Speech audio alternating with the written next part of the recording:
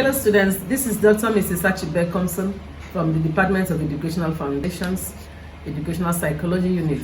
I'm one of your online teachers teaching learning and motivation. Your group lecturers may have taught you the various units in the course outline. Today I'm going to treat factors that affect learning. A learner is at the center of the learning equation. He or she comes to the learning situation with diverse traits and characteristics. An overview of the different meaning of learning reveals that the learning process is centered around elements such as the learner, the experiences, and all manner of resources that are put together to make learning, meaningful. Learning is only meaningful if it is geared towards meeting the needs of the learner, who is at the center of this learning equation. Therefore, the success or failure in the task of learning depends greatly on the learner's characteristics, as well as the control and management of these characteristics. How he learns, what he learns, or what he achieves through a particular learning act depend on his own factors, whether personal, environmental, physical, or affective. Let's look at these factors now. We are going to divide these factors into two, intrinsic and extrinsic factors. The intrinsic factors are innate factors, factors within the learners. The intrinsic factors are personal characteristics, cognitive factors, affective characteristics, and psychomotor factors. Under personal factors, we are going to look at intelligence. Intelligence is defined as a very general mental capacity that, among other things, involves the ability to reason, plan, solve problems, think abstractly, comprehend complex ideas, learn quickly, and learn from experience. Intelligence is an encapsulation of a person's mental proficiency, his thinking pattern, his thought processes, his innovative ideas, his creative abilities, and his ability to process information gathered from the environment and also relate it to real-life situations in order to solve concrete and tangible problems. So basically, for a child to learn, his intelligence must play a major role, which means the child learns based on his mental capacity.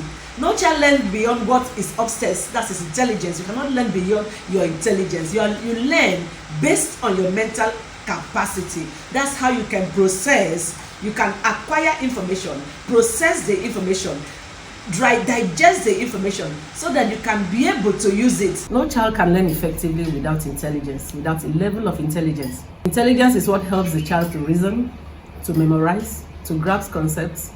Intelligence helps the child to think, helps the child to solve problems, and also helps the child to serve whatever he or she has learned. So learning does not occur in isolation. It does not occur in a vacuum. The child must possess some degree of intelligence for learning to take place.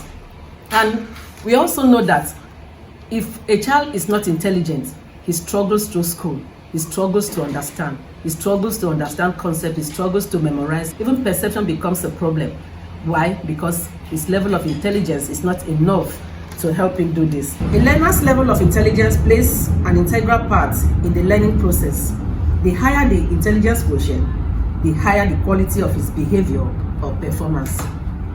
Without intelligence, a child may find it difficult to reason, to think, to understand concepts, to solve problems, to interpret whatever he or she has learned, to process it, and to assimilate it. You see, children can be born from the same parents, but they may not have the same level of intelligence. There can even be Siamese twins. It doesn't matter. Their level of intelligence differ. Let's take, for instance, two children born by the same mother. One is sent to the village to go live with grandmother. The second one is staying in the town or in the city with the parents. The intelligence, of these two children might not be the same because of their environmental, influences.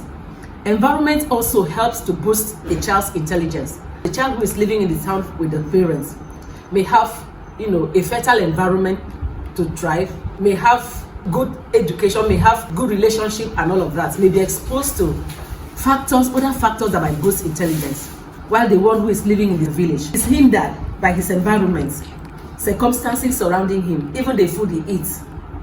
He may not be able to do well academically while in the village. When they are kept separately, he might thrive at the village level. Why? Because of the lack of competition. Then when they are brought together, discover that he may be finding it difficult to measure up academically. Why? Because his intelligence quotient may not be of the same level with the child in the city. When the child has a higher level of intelligence, it helps him learn better. When the child has a lower level of intelligence, it makes him struggle through school. Intelligence is a requirement for all learners. It is a major factor in learning readiness. And thus, children who are intelligent can handle any area of knowledge. The amount of school learning depends on intelligence because of its involvement in cognitive tasks. Intelligence bears relevance to learning by it being of two classifications. We are going to be looking at two classifications of intelligence. One of it is fluid intelligence and the other one is crystallized intelligence. Fluid intelligence is the intelligence that is innate, the intelligence a child is born with. A child is not born a tabula rasa. He's born with some level of intelligence. And this fluid intelligence is the intelligence that the child is born with.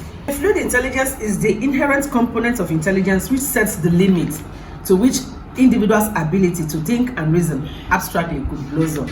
So it is with fluid intelligence that one's ability to think abstractly they actually blossoms. It increases until mid-adolescence before reducing. The fluid intelligence remains stable after adolescence until late adulthood before reducing at the average rate of 4 points for every 10 years.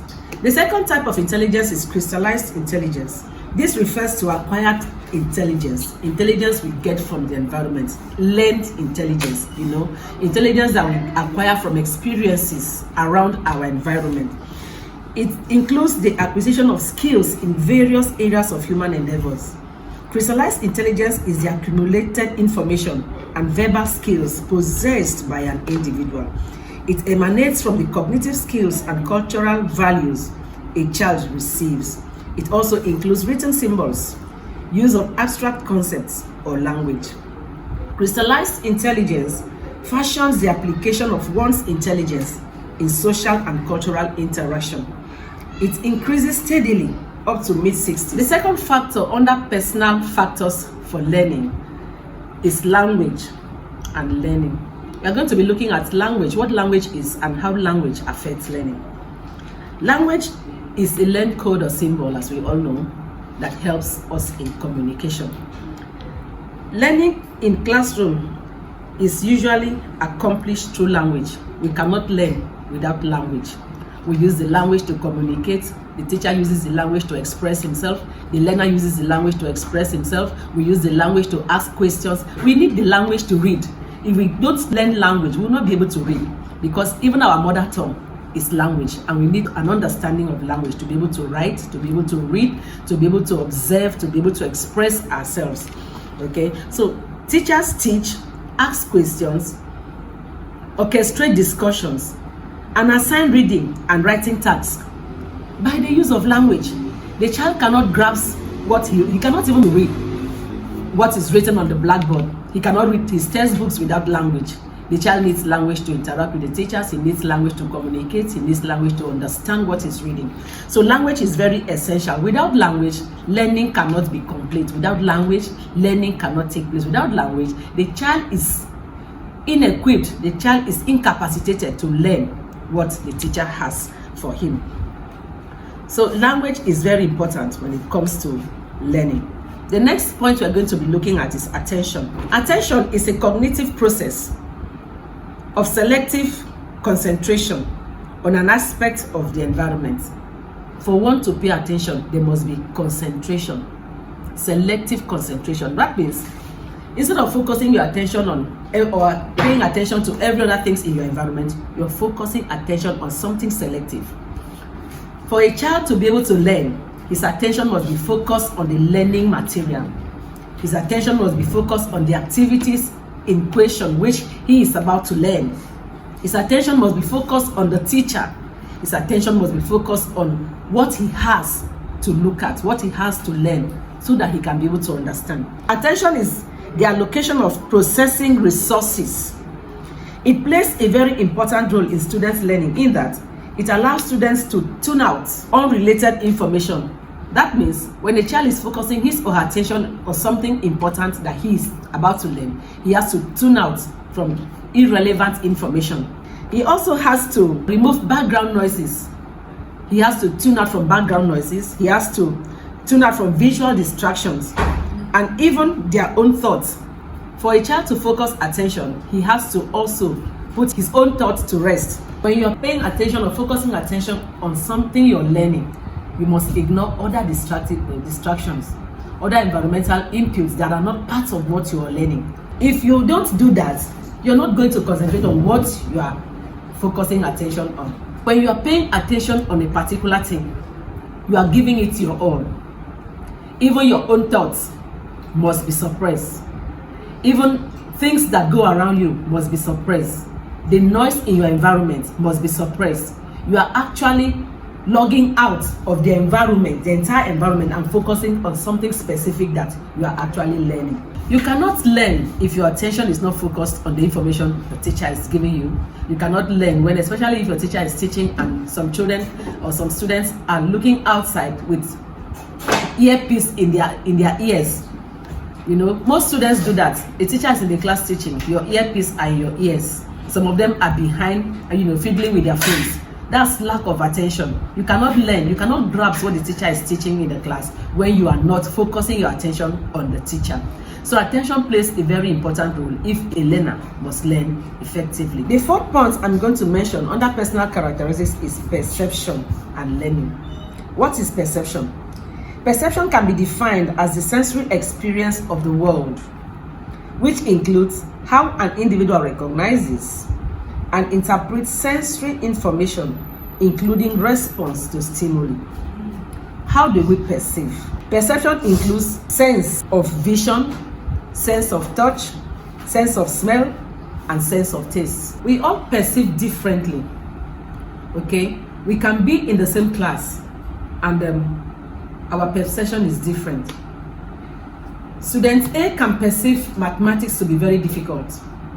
Student B perceives the same mathematics to be the best subject he can perform well. And student C can perceive mathematics as a course I can just try and then get a 50, So that is how it is. Not all students perceive the same. That is why a teacher can have all students in the same class to teach them. Their explanation of concept is different. They are doing the explanation based on how they perceive or how they understand.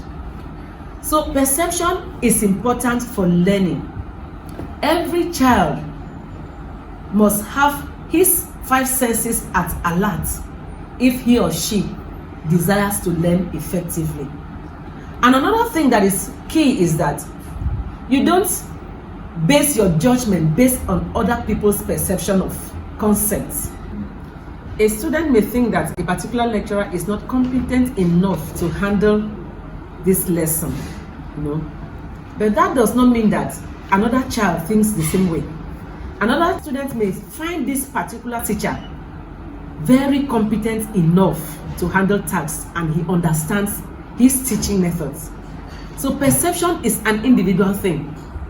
The way we recognize, learning experiences determines how well we learn. The way we perceive helps us to understand or recognize what we perceive. And if we recognize what we perceive, it can equally help us to interpret it as well. How well we interpret, it's our understanding. How well we understand helps us to memorize. How well we memorize helps us to store and then retrieve. So perception is important in learning because our ability to recognize, our ability to interpret, our ability to perceive what we have learned helps us to learn effectively by storing and eventually retrieving it. The fifth personal characteristics we're going to be looking at is cognitive style of learning. Cognitive learning style are the information processing habits of an individual. Cognition describes a person's typical mode of thinking, perceiving, remembering, problem solving, and understanding or memorization. Cognitive style is a learner's unique way of processing information. His way of conceptualizing information or ideas. The learners learn in different ways. Some students, for instance, they cram. And when they cram, they are interested in the basics. They cram the basic ingredients. And then when they cram, they cram it, they pour during examinations or during tests, and sometimes they forget. When you cram, you're not really exposed to the details of whatever you're learning. You're limited to just that information you are about to cram. You don't think critically when you cram, and you don't analyze when you cram, because you are limited to the confines of what you want to cram. So a child who crams cannot learn far, cannot learn so much, is limited. And then there are some students who don't cram. They just read the volume, digest it, understand it. And those kind of students are the students who learn better, because they are not limited, they are vast. They learn other things, other small components of the whole that is presented before them. They are not picking bits to cram. They are just reading the totality of what is before them. Those are students who are versatile. Those are students who can analyze. Those are students who are creative, and they try as much as possible to extend or transfer their learning, what they have learned, to other situations, because they have the depth of encoding. Cognitive learning style is the personality dimension which influences attitude, values, and social attraction. No two students have the same cognitive style. Cognitive style is that unique mode of reading, your own unique mode of trying to understand, your unique mode of trying to visualize the learning outcome so that it can help you understand. Students have different ways of understanding things. We have the field-dependent learners and the field-independent learners. We are going to understand who the field-independent learners are and who the field-dependent learners are. So we have the field-independent cognitive style and the field-dependent cognitive style. We can as well say field-independent learners and field-dependent learners. The field-independent learners have the ability to separate details from the surrounding context. They are more analytical. They can concentrate on details, and they master details easily, which means they are critical learners. They are out to look at the details. They are out to understand detail, and they are more analytical, trying to find solutions to complex problems. While the field-dependent learners are learners who are relatively unable to distinguish details from other information around them. Theories define these two cognitive styles in terms of how they are psychologically different. Example, a field-independent learner tends to rely less on the teacher or other learners for support. He's an independent learner. He tries as much as possible to solve problems. He thinks critically and tries to see how he can come up with solutions to his problems. While the field-dependent learner is not so. He relies more on the teacher and others for support. So those are the two cognitive styles under these personal characteristics. We have just looked at the personal characteristics, which I've mentioned 5. Now we are going to be discussing affective characteristics and learning. What are affective characteristics? We have interest, we have emotions, we have anxiety, we have self-concept, we have motivation, and all that. So let's start with interest as an affective characteristics and how it affects learning. Interest is that thing that makes an individual to pay attention to an object of study, excluding other thoughts that might distract them. Interest is what makes students concentrate on difficult and almost impossible tasks. Therefore, should be regarded as vital for learning. It is a multidimensional construct with cognitive and emotional characteristics. A child only learns or pays attention to things he's interested in. Let's take, for instance, a child, a toddler, running around in the house with toys. He goes after the very attractive toys that excite him, toys that attract his attention. It's applicable in learning situation. A learner pays attention only to those information that are attractive. Any subject that a child is interested in, you discover that the child pays attention and is excited to learn. Let's take literature, for instance. A child who likes literature, who loves literature, as against mathematics, will pay attention to read novels, literature novels, and pay attention to listen to stories. While a child who does not like literature, who prefers mathematics, will pay adequate attention to solve mathematical computations instead of wasting his time, according to him, to listen or to read novels and listen to stories. So that is how learning takes place with interest. When a child is interested in a particular thing, he or she pays adequate attention to that subject matter. When we say affective characteristics, we are talking about feelings.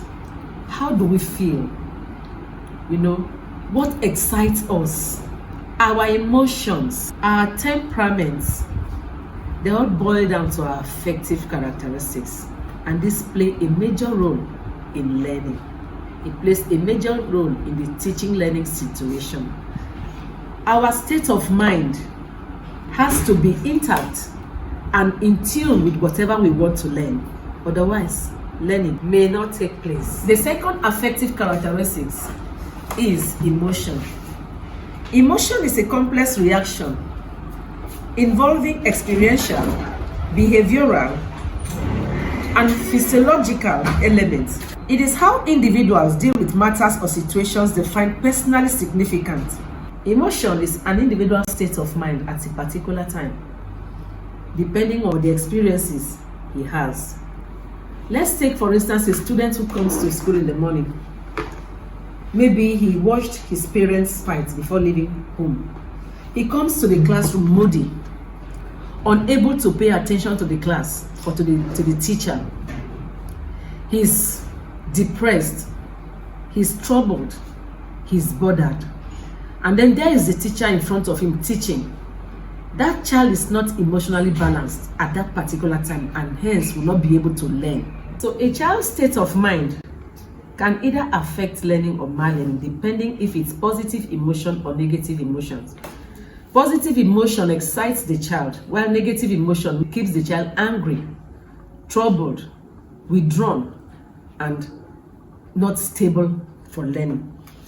So the teacher has to consider the child's state of mind in any learning situation. Otherwise, learning will not be meaningful. We are going to look at anxiety and learning as the third affective characteristics that affect learning.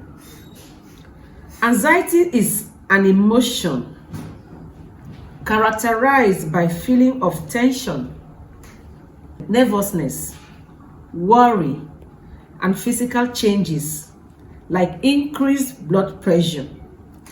It is anticipation of a future concern associated also with muscle tension and avoidance behavior. Anxiety is a normal reaction to stress or fear that can be beneficial in some situations because it alerts us to dangers and help us prepare and pay attention. Why is anxiety important in learning? When a child is anxious in the class, depending on the level of the anxiety, it might either make learning or mallearning. A child who is anxious and is about to take a test will start sweating in his pants, shivering. Sometimes they have headache or fever. In that situation, a child is not able to learn effectively because his anxiety level is high. Anxiety becomes dangerous when it graduates to phobia. Phobia has to do with excessive fear, which can make a student very scared of a teacher. It can make a student afraid of, even trying to perform a task. And students who have anxiety, they're always failing examinations. They're always running away from assignments. They're always hiding behind other students to do their activities. Why? Because they have lost their sense of efficacy. When you have excessive anxiety, you are just scared of nothing. They have this fear of unknown, which does not allow students to do well. But when it is mild, it keeps the students on their toes, Mild anxiety reminds you of what you haven't done. Mild anxiety reminds you that you need to pass. Mild anxiety makes you to understand that you have a reason to take your academic work seriously. Otherwise, failure is waiting somewhere. That is what mild anxiety does, and is actually good for learning. Anxiety that is not good enough for learning is excessive anxiety, extreme anxiety, or a very high level of anxiety. When a student is anxious, you discover that it makes you stutter, it makes you forget, it makes you sweat. Some students in the examination hall, you see them chewing their pens. Some of them, you see them counting the ceiling. Some of them have headaches. Some of them are vomiting. Some of them have fever. All of that is as a result of anxiety. Let's take, for instance, a student who is regarded as an intelligent student in the class, recognized by the school authorities, and then selected for an external competition. This student was expected to do well, but when the student gets to this competition and is anxious, the student begins to stutter. A student who should be able to, debate fluently, or who had debated fluently in his school, goes to another school and begins to stutter, begins to stammer as a result of anxiety. So anxiety, excessive anxiety, can hinder learning, can make a child who is expected to do well to do poorly. The fourth affective characteristics is attitude. Attitude is a psychological construct that refers to a set of emotions, beliefs, and behaviors towards a particular object, person, thing, or event. A child's attitude towards learning can either make learning or mar learning. We discover in most cases that some students are not, pushed to do the academic work. Take, for instance, your teacher is in the classroom teaching, and another student is behind with earpiece in his ears listening to music. That is attitude. Poor attitude towards learning. Or assignments are given. Instead of a student to sit tight in the library to do his assignment effectively, the student decides to sit down and play with his phone. And then in the morning when the student comes to school, he tries as much as he can to copy from others to submit. Attitude. Some students, when they are about to write exams, is when they read. When lectures are going on and the textbooks or notes are made, they don't see it as a time to read. They cover the books and then they try to read during examination. Attitude. A child who displays negative attitude towards learning is bound to do poorly or is bound to fail. Your attitude towards learning will tell whether you can do well or not. A serious-minded student who focuses on his academic work, takes his book seriously, reads when he's expected to read, attend classes when he's expected to attend classes, do his assignments when he's expected to do assignments, read when he's expected to read, is bound to do well. A student whose poor attitude does not allow him attend classes, he does not do his assignments, he does not see others who read as people who read. Instead of reading, he goes around disturbing others, is bound to do poorly. A student who does not buy textbooks, a student who does not copy notes in classroom, has a poor attitude towards learning and is bound to fail. While a student who copies notes, buys textbooks, and reads them judiciously is bound to do well. So your attitude towards learning can either make you learn well or mar learning. Attitude is very important when it comes to school learning. Now we are going to look at self-concept as the fifth affective characteristics that affect learning. Self-concept is the individual's belief about himself, including the person's attributes and what the self is. It is the totality of the individual's thoughts and feelings, having reference to himself as an object and the responses of others. Self-concept is the feeling of the individual about himself. What you feel about you, how you feel about yourself matters. If you feel so little of yourself, then that's how it builds in your subconscious. When an individual sees himself as being incapable of performing a task, it builds in his subconscious and it begins to affect him even in his physical life. A person's self-concept or a person's feeling about himself can equally affect learning. When you feel inadequate, your attitude becomes inadequate. Your performances also become inadequate. Why? Because you don't feel adequate enough to perform well. When a person sees himself as a failure, he begins to act as a failure. Why? Because his mind tells him he's a no good. When you feel that you are not efficacious, of course, you are bound to act in a way that will not promote academic success. Why? Because you don't think you are capable enough to do that which will give you results. Your self-concept impacts on a wide range of well-being outcomes, including happiness, motivation, anxiety, depression, and academic striving behavior. When a person feels little of himself, when a person thinks little of himself, he becomes depressed. He compares himself with others and feels inadequate. He doesn't believe that whatever he does is right because already he has tagged himself inadequate. When a student feels low of himself, he feels that he's not able to perform well, it becomes a problem because it works in your psychic and it makes you act in that direction. Positive self-concept makes a student happy, makes the student excited, brings about motivation, and makes the student to achieve academic success. While negative self-concept makes children feel inferior, makes children feel depressed, it reduces motivation and makes him to act in a way that reduces academic self-concept. Self-concept is key when it comes to academic achievement or learning. Every child needs to feel good, needs to perceive himself as adequate enough to perform a given task. Positive self-concept facilitates positive behavior and academic perspectives, such as persistence at academic tasks, positive academic choices, resilience to finish a task, and academic success eventually. When you have a positive self-concept, it affects the choices you make.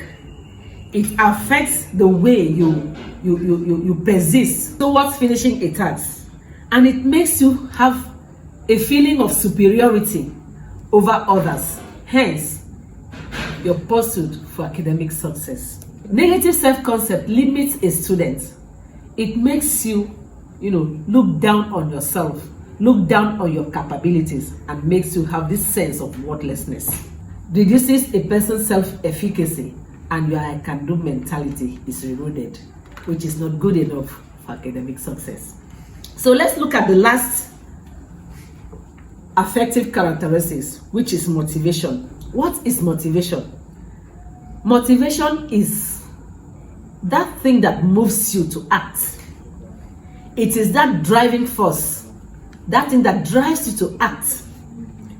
It is that thing that propels you to take an action. It is the push to do something. What pushes you to do something? Some people came to school because they saw somebody that was written off in secondary school gain admission into the university. They too decided to come to school because of that, to measure up. If that is the case, you will be limited because you have a limited reason, a limited motivation to come to school. Some people are reading because they want to become medical doctors. If that is the reason, then you'll be pushed, your actions will be propelled towards achieving that result. Some people are in the university because they want to better the lives of their family members back at home. If that is the reason, then you are bound to sit up and do the needful. But if what motivated you is short-lived, of course, your propensity to achieve academic success will equally be short-lived because you don't have the right motivation. So motivation helps a student to do well. When you are motivated, you are bound to do the extraordinary things that will make you succeed. When you are motivated, you are bound to take actions that will help you achieve results. When you're less motivated, you can see that even your actions towards achieving are affected negatively. A student who is not motivated to learn may find it difficult to wake up in the morning to prepare for academic activities. A student who is not motivated to learn may find it difficult to carry out assignments in school. A student who is not motivated will find it difficult to even write exams or tests. I see some students stay away from tests. Why? Because they don't have a push. They don't have a cogent reason that propels them to take action. They don't have, something that triggers them in a positive direction. Your level of motivation can either make learning or mar learning. Then we have intrinsic and extrinsic motivation.